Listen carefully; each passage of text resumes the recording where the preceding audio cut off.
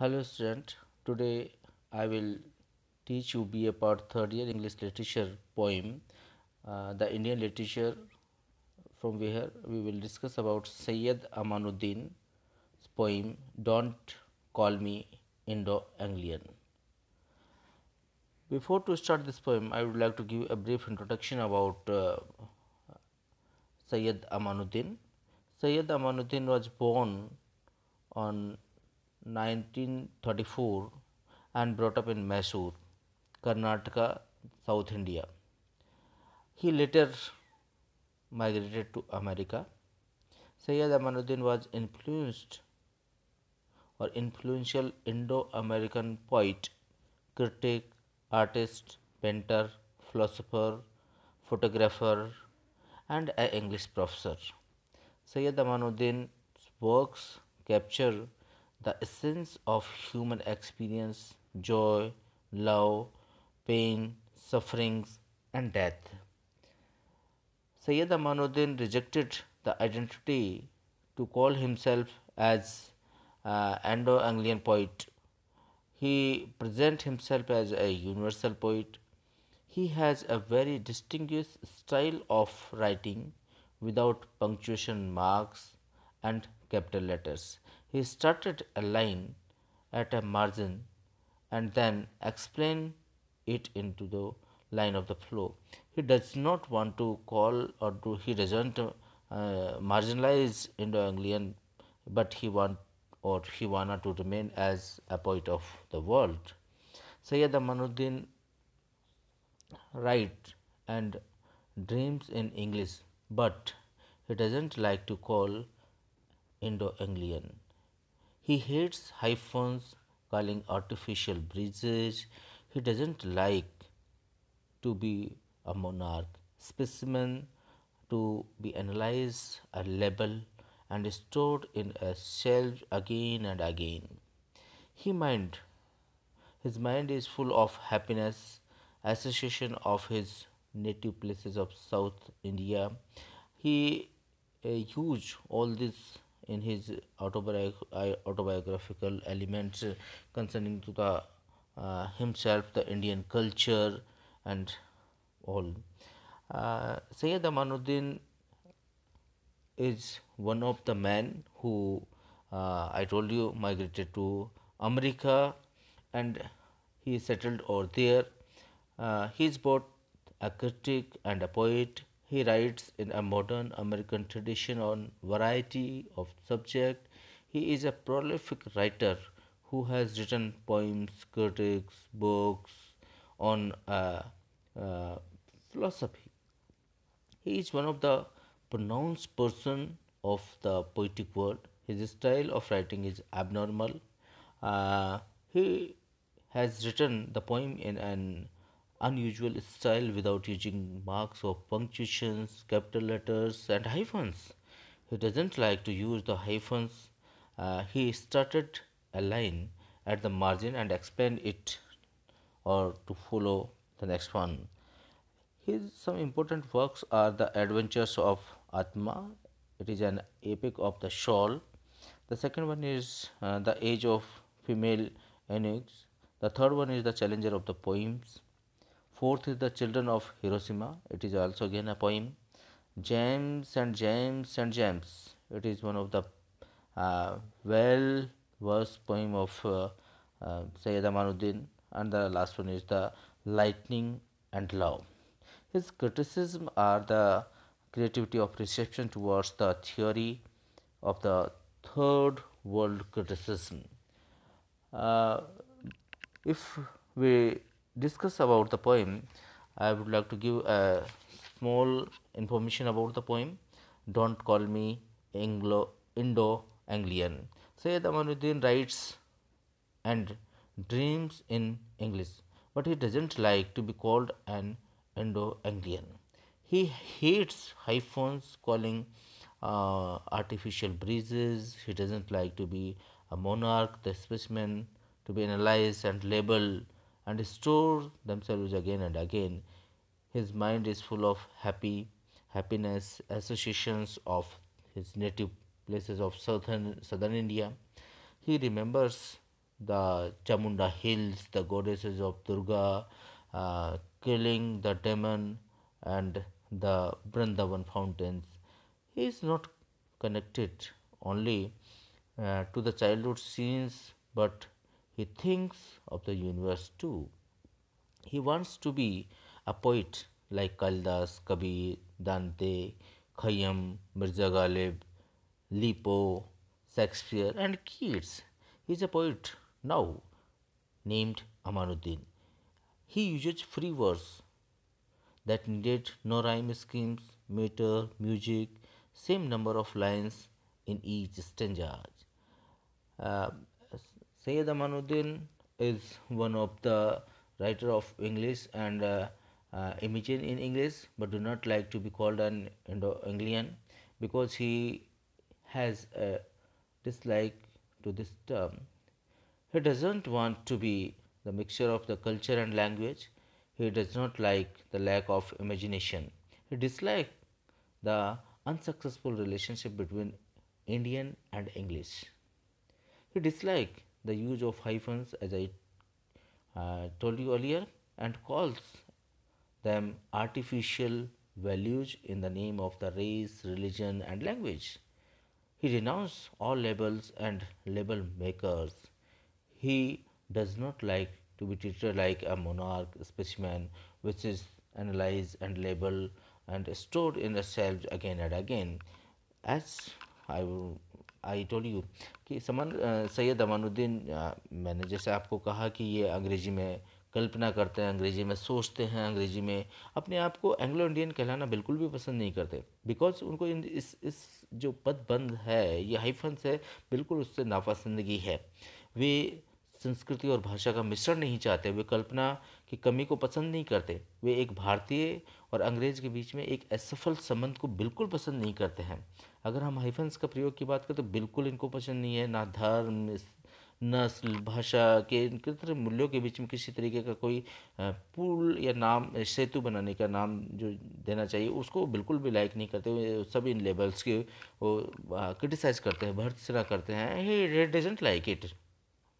वो उन बातों को याद करते हैं कि जिसके साथ वो चंद्रमा ठीक वही बात कहना चाहते हैं जैसे कोई व्यक्ति एक चंद्रमा के चट्टान ऊपर चला जाता है और वहाँ से कुछ चट्टान के नमूने लेकर के आ जाता है और फिर वो यहाँ वापस लौट करके फिर उसके बारे में चर्चा की जाए कि this is the self where from where the some sort of जो स्पेसिमेन कुछ चंद्रमा से लेकर के आए और फिर उनके बारे में बारी बारी से विश्लेषण किया जाता है।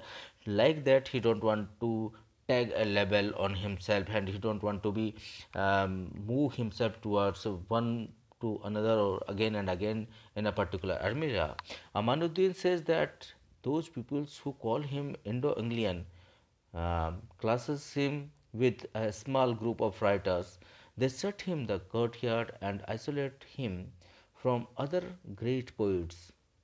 और अमानुद्दीन तो यहाँ भी बोल देते हैं, ये बात को भी कहना चाहते हैं कि जो लेखक छोटे छोटे समूह में एक तरीके से अपन उनको उनको क्लासिफाई कर देते हैं, उसको एक पर्टिकुलर जोन में वो बंद कर देते हैं, तो वो महान कवियों से उसको अलग कर देते हैं।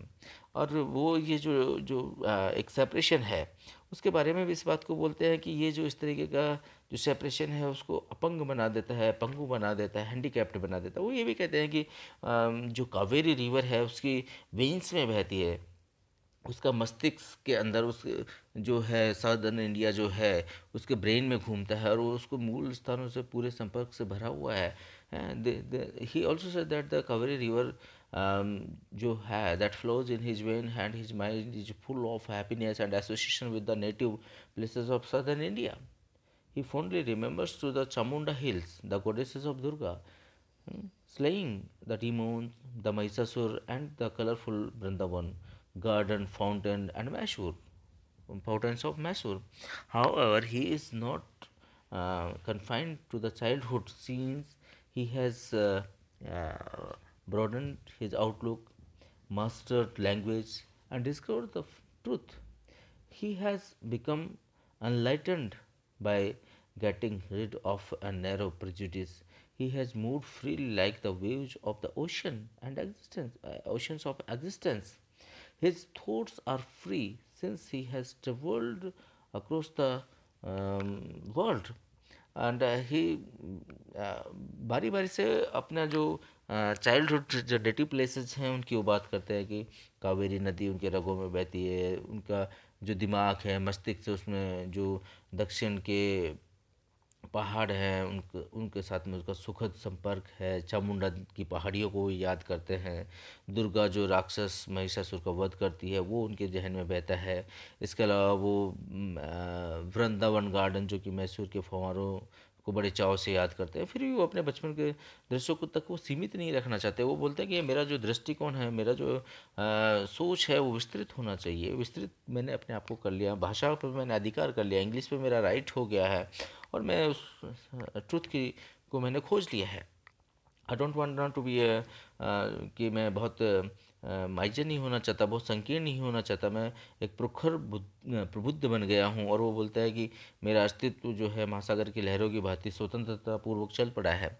और वो इस बात को बोलते हैं कि जो मेरे विचार हैं वो मुक्त हैं, क्योंकि मैंने अपने विचारों के पंख से पूरे विश्व को, पूरे ब्रह्मांड को पार कर लिया है।